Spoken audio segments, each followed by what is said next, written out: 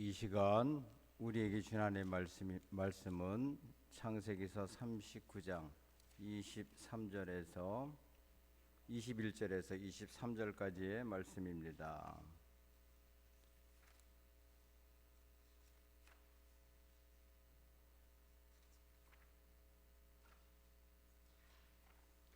구약성경 페이지 수로는 61면이 되겠습니다. 구약성경 61면 창세기서 39장 21절에서 23절까지의 말씀을 한 절씩 교독하고 마지막 절 한 목소리로 같이 합독합니다. 여호와께서 요셉과 함께 하시고 그의 인자를 도하사 간수장에게 은혜를 받게 하시매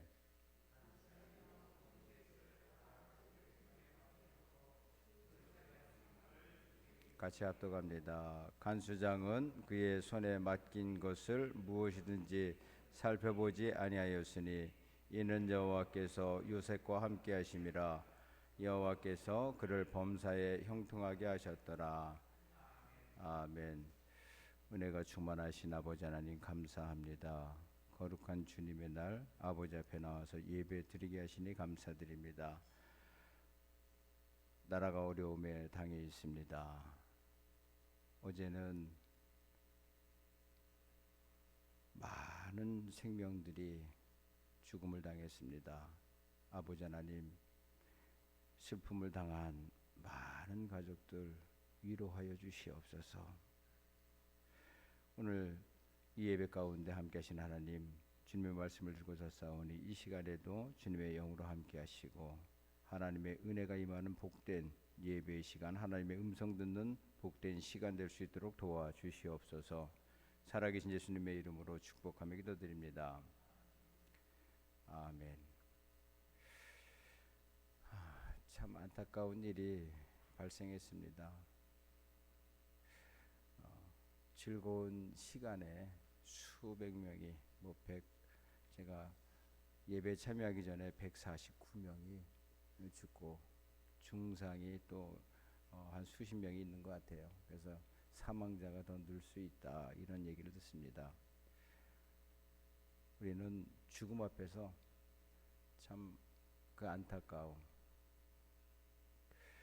어떻게 위로해야 될지를 모르겠습니다. 16세 소년도 있고요. 보통 20대에서 30대 사이에 수백 명의 아까운 생명들이 죽음을 당했습니다. 부모의 심정은 어떨까? 참 안타까운 일이지만 이 일에 하나님의 위로가 가족들에게 또한 다시 일어날 수 있는 힘을 주시길 위해서 우리 성도들이 좀 기도를 해주시길 바랍니다.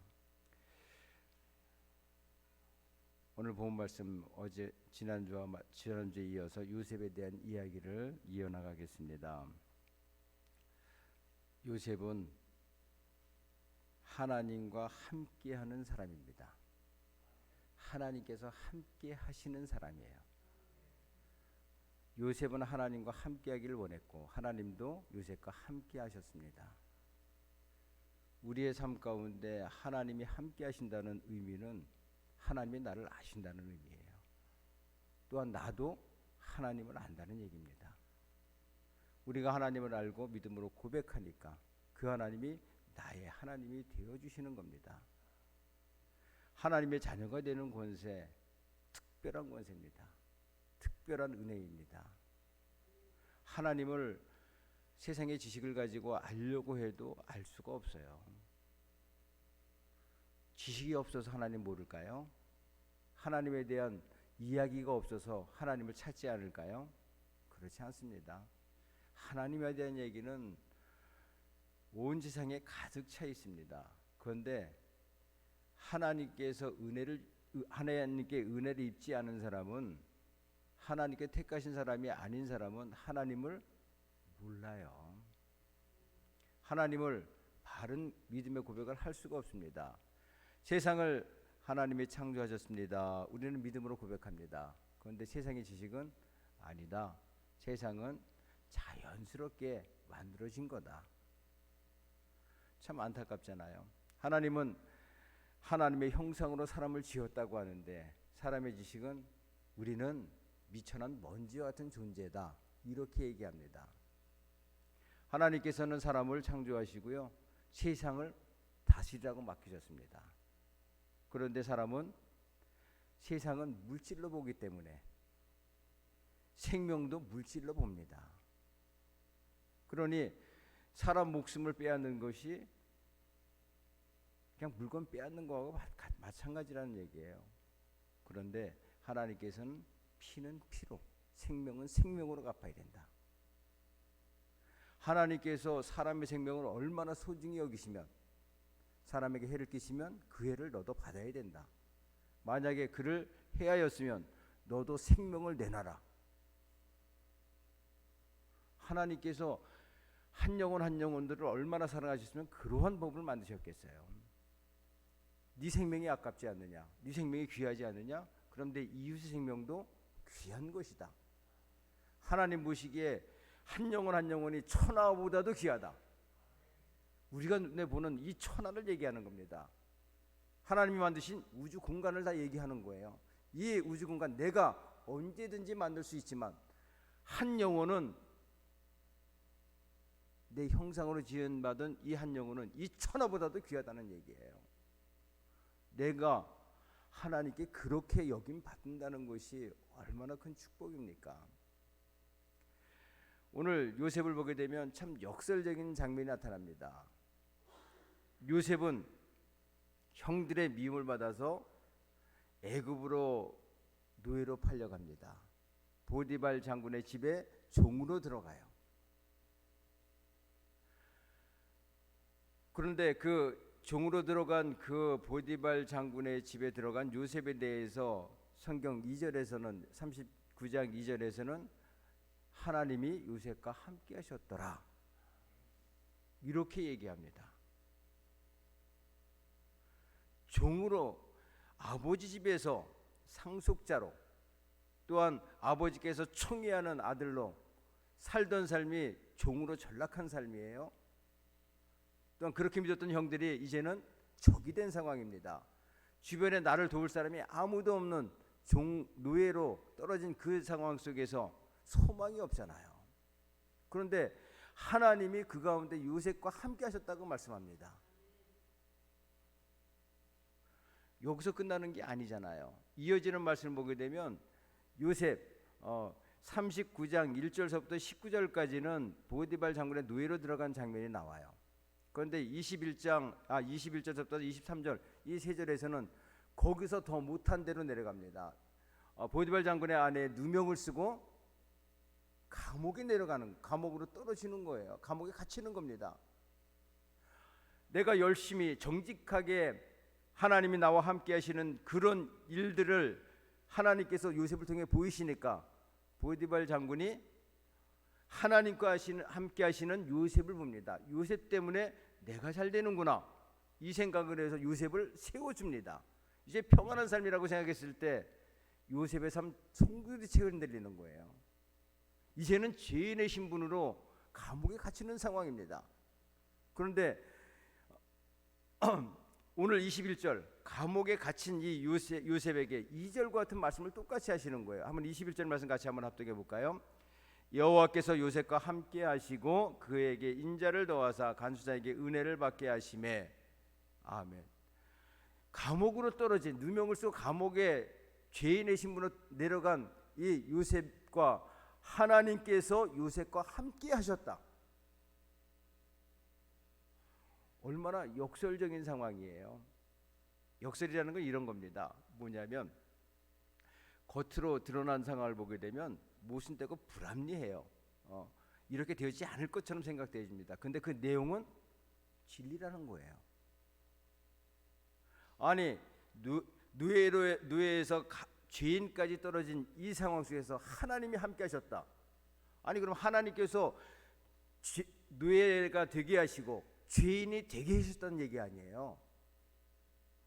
이거 얼마나 역설적인 상황입니까? 누구도 이러한 상황 원치 않아요. 저도 원치 않습니다. 형통하기를 원하잖아요. 잘 되길 원하잖아요. 그런데 하나님께서 요셉을 잘못된 길로 인도하시는 것처럼 보입니다. 종으로 팔려가죠. 죄인으로 감옥에 갇히죠. 이렇게 절망과 좌절 가운데 있는데 그 가운데 하나님이 함께 하셨다는 거예요. 보디발 장군 집에서 하나님이 함께 하시니까 하나님이 요셉을 통해서 역사하시는 것을 보게 하십니다. 보디발이 그걸 봐요. 요셉이 우리 집에 들어왔더니 상황이 달라집니다.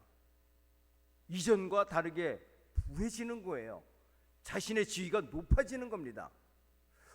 내가 특별히 잘한 게 없는데 내가 무엇을 잘했을까 살펴보니까 그 변화가 일어난 게 요셉이 들어오면서부터예요. 정말 복된 사람이 들어왔구나. 내가 요셉을 잘 대해줘야 되겠다. 이 보디발이 가만히 지켜보니까 이 요셉은 하나님께 기도하는 사람이에요. 하나님을 찾고 그 어려운 가운데서 성실하고 정직하면서 모든 일에 정말 꼼꼼하게 일 처리하고 그 일을 통해서 하나님께 축복하시니까 맡겨진 모든 일들이 정말 잘 되어지는 겁니다. 처음엔 한 가지 일을 맡겼겠죠. 한 가지 일이 잘 해결됩니다. 2가지, 3가지 일을 맡겨요. 10가지 일을 맡겨도 다 잘 해결됩니다. 그러니까 이 보디발이 볼 때 요셉이 복덩어리구나. 요셉을 세워야 되겠다. 이렇게 해서 보디발이 그렇게 얘기합니다. 우리 이 집안의 모든 것을 다 너에게 맡기겠다. 나와 내 아내와 내가 먹는 그 음식에 대해서 나와 내 아내 가족은 건들지 말고 모든 것을 다스려라. 모든 것을 관리하라. 모든 전권을 줍니다. 그 전권을 줬더니 더 잘 되는 거예요. 하나님께서 그에게 형통함을 주셨더라. 하나님이 함께 하시니까 그에게 형통함을 주셨다. 분명히 환경은 나빠졌습니다. 나빠진 그 환경에서도 하나님이 함께 하시니까 그거 하는 일이 형통하게 되는 거예요. 계획한 대로 그 일이 이루어지는 겁니다. 이제 어느 정도 위치가 됐다 싶은데 이제는 누명을 쓰고 더 나쁜 상황이 되어집니다. 그런데 하나님께서는 이 요셉에게 21절을 통해서 하나님이 요셉과 함께 하셨더라. 하나님이 함께 하시니까 그곳에서 다시 하나님을 찾는 요셉을 보게 됩니다.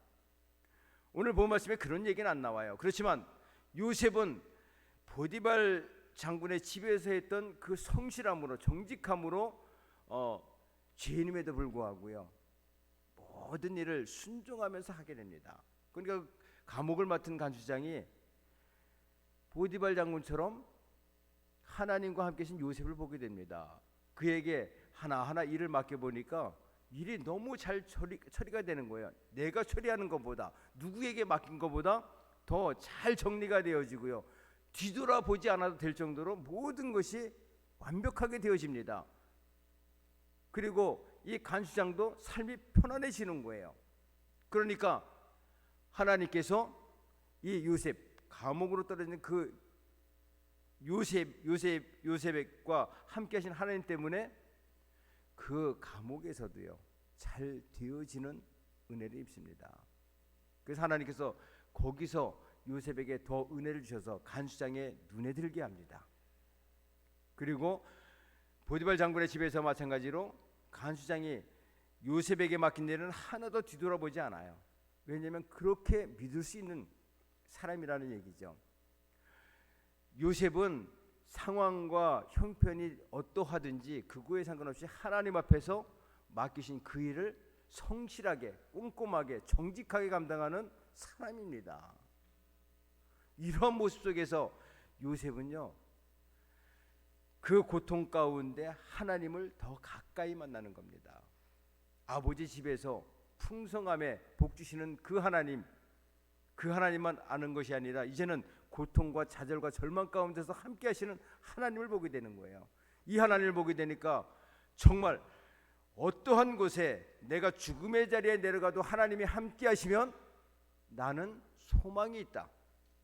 나는 살아날 것이다. 구원의 하나님이 나를 구원해 주실 것이다. 이 확신을 가지게 되는 겁니다. 그러니까 그 감옥에서도 성실할 수 있는 겁니다. 모든 맡겨진 그 일에 대해서 정말 하나님 앞에서 하는 일처럼 감당하는 거예요. 저와 우리 성도님들의 삶의 자리도 이루어야 될지도 믿습니다. 정말 우리가 흡족하게 원하는 직장과 일터가 있다고 하면 거기서는 얼마든지 성실하게 정말 잘할 수 있습니다. 그런데 그것이 잘 되어지지 않을 때 우리는 마음이 흩어집니다. 그리고 두려움이 휩싸입니다. 그래서 하나님이 없는 것 같아서 자꾸 세상의 방법을 찾고 구합니다. 그런데 요셉은 사면 초과인 상황이에요. 죄인의 신분, 누명을 쓰고 죄인의 신분인데 누가 도와줄 사람이 있겠어요? 그곳에서 하나님만 찾습니다. 그런데 요셉과 하나님이 함께 하시는 것을 느끼게 되는 거예요. 고통의 자리, 절망의 자리, 낙담의 자리에서 함께 하시는 하나님을 정말 가까이서 만나는 요셉을 보게 됩니다. 이러한 요셉이 저는 꿈을 해석할 수 있는 능력과 지혜가 어디서 생겼을까? 감옥에서 생기지 않았을까 하는 생각이 들어요. 왜 그러냐면 어렸을 때 아버지 집에 꿈꾸던 그 일, 형제들로부터 경배를 받는 그 자리, 또 아버지, 어머니, 형제들로부터 정말 추앙받는 그 자리, 그게 요셉의 꿈이었어요. 그런데 꿈과는 정반대의 삶의 현장이에요. 그 꿈은 이루어질 수 없는 꿈으로 끝나는 겁니다. 그런데요, 그곳에 하나님이 함께 하시는 걸 깨달으니까 처음에는 이해가 안 됐겠죠. 이해가 안 되는 그 상황에서 보디발 장군의 노예로 팔려가서 다시 한번 하나님이 함께 하시는 걸 느끼니까 기도하면서 성실하게 살다가 평안함을 얻습니다. 그런데 더 낙담할 자리에 빠지는데 그곳에서도 하나님의 위로가 있다는 거예요. 속담에 이런 속담이 있죠. 골이 깊으면 산이 높다. 높은 산은 골이 깊습니다. 하나님의 형통은요, 잘 되어져 나가는 상황에서만 하나님이 형통하게 하시는 것 아니에요. 어려운 가운데, 힘들고 고통 가운데 정말 나를 도와줄 사람이 없다고 하는 그 자리에서 하나님이 우리와 함께 하십니다. 그 자리에서 함께 하시는 하나님을 우리가 발견해야 되는 거예요. 요셉은 그 하나님을 찾고 구해서 두드려서 하나님 만난 사람이 요셉입니다. 우리도 그러해야 된다는 얘기예요. 요셉의 축복은 우리가 소망하잖아요. 요셉처럼 직장에서 요셉처럼 인정받기를 원합니다. 지혜로운 자가 되어져서 다스리는 권세도 갖고 능력도 소유하기를 원합니다. 얼마나 큰 축복된 상황이에요. 그런데 그 일이 있기 전에 아버지 집에 17년이 있었고요, 종으로 죄인으로 살아간 13년이 있었습니다. 그러한 깊은 고통의 골짜기가 요셉을 태산 같은 사람으로 만든 거예요. 그 13년의 기간을 통해서 요셉은 단련되어졌습니다. 지혜로워졌어요. 세상을 보는 눈이 달라졌습니다. 예전에는 내가 잘 되는 상황을 기뻐했습니다. 그런데 지금 요셉은요, 내가 어느 곳에 있든지 하나님이 함께 하시면 된다, 이 생각으로 채워지는 겁니다. 이렇게 하나님께서 단련한 요셉을 하나님께 들어주실 때 어떻게 들어주십니까? 단계적인 절차를 밟지 않으세요. 준비가 되어져 있기 때문에 이제는 하나님께 그에게 애굽을 통째로 맡기십니다. 준비가 되어지면 우리가 하나님의 그 시간대까지 인내하는 시간이 우리에게 채워지면 하나님께서 우리를 들어 쓰십니다. 하나님이 함께 하신 은혜입니다. 역설적인 상황인데 그 역설 가운데 하나님이 계세요. 우리의 삶 가운데서 마찬가지란 얘기입니다. 하나님이 우리와 함께 하십니다. 또한 나도 하나님의 안에 함께 하기를 소망합니다. 그러한 가운데 은혜가 오는 거예요. 하나님만 나와 함께 하신다, 그런 일방적인 소통이 아니라 나도 하나님 안에 있습니다. 이런 고백이 되어질 때 하나님의 은혜가 오는 겁니다. 그 은혜 가운데 이제는 생각이 바뀌어지고 상황이 바뀌어지는 거예요. 내가 원망하던 그 자리에서 이제는 하나님의 역사하심을 보게 되는 겁니다. 아버지께서 내 아버지 집에서 꿈꾸던 그 꿈이 어떻게 이루어질까? 정말 하나님과 많은 대화를 했겠죠. 기도를 통해서 그 하나님께서 내게 주신 이 꿈이 두 번 반복해서 꿈인데 이 꿈이 어떻게 이루어지겠습니까? 하나님께서는 두 번이라는 의미는 확정하셨다는 얘기예요. 분명히 이 꿈은 이루어질 터인데 상황은 점점 나빠지는 상황인데 그 상황 속에서 함께 하시는 하나님께 물을 수밖에 없어요. 그 하나님의 도우심을 요청할 수밖에 없습니다. 그 가장 낙담되고 절망되는 상황에서 하나님을 발견한 사람이 요셉입니다. 우리에게도 동일해요. 우리에게 어려움과 고통이 찾아왔을 때 그 나를 위로하시는 하나님, 나와 함께 하시는 하나님을 만나셔야 되는 겁니다. 그 하나님을 만나면 하나님께서 은혜로 우리를 덮어주세요. 그 은혜가 임할 때 우리의 삶이 바뀌어지기 시작합니다. 지혜자가 되어지는 거예요. 모든 상황, 부한데 처할 줄도 알고 가난함에도 처할 줄 아는 능력자가 됩니다. 보통 큰 부자들이 망하고 나면은요 좌절해서 죽음의 길로 내려갑니다. 그런데 인생이라는 것은 이런 생사화복이 계속 반복되어지는 게 인생입니다. 정말 능력자, 지혜자는요 부할 때에도 하나님 안에 있고 내가 가난해서 아무것도 없는 그 상황에서도 하나님을 발견하는 사람이 정말 지혜로운 자입니다. 우리가 잘 아는 욥도 마찬가지잖아요. 욥도 하나님께서 동방의 가장 위대한 자입니다. 삶에서도 또한 믿음에서도 하나님께서 인정하신 믿음이에요. 그런데 하나님께서는 그러한 욥으로 그치질 않기를 원하셨습니다. 그를 가장 낮은 자리로 내려가게 하시고요. 거기서 정극 같은 믿음을 가지고 나오게 하세요. 하나님께서 욥을 세우실 때 그 고난의 시간 그곳에서 하나님을 만난 이 욥은요 하나님 떠날 생각을 안 하는 겁니다. 이전에는 내게 복 주시는 하나님을 봤는데 이제는 그 하나님 나를 어느 곳에 내려놓던지 하나님은 나와 함께 하시는구나. 그리고 하나님께서는 나를 통하여서 하나님의 역사하심을 보여주길 원하시는구나. 하나님의 뜻, 우리에게 계신 하나님의 꿈은 분명히 이루어집니다. 좌절해서 가장 최정상에 놓이게 하시는 것이 하나님이세요. 욥도 그랬죠. 오늘 요셉도 그렇습니다. 다윗도 그렇잖아요. 다윗도 소년시대 때 얼마나 큰 역사를 하나님의 역사를 보였습니까?